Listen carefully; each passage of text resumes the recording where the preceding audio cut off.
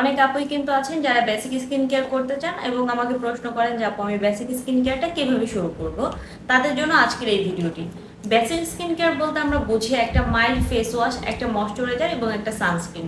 এই তিনটা step follow করলেই কিন্তু বেসিক স্কিন কেয়ার কমপ্লিট করা পসিবল।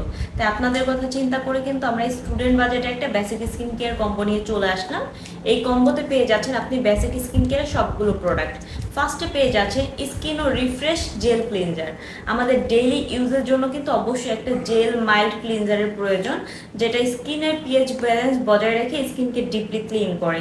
সেকেন্ডলি পেয়ে যাচ্ছেন ডাবো ইউভি সানস্ক্রিন, যেটা আপনার স্কিনে দেওয়ার সাথে সাথে মিশে যাবে, কোনো রকম তেল চিটচিটে ভাব ছাড়া স্কিনে অ্যাবজর্ব হয়ে যাবে এবং আপনার স্কিনটাকে বাইরের সূর্যের ক্ষতিকর রশ্মি থেকে প্রোটেক্ট করবে।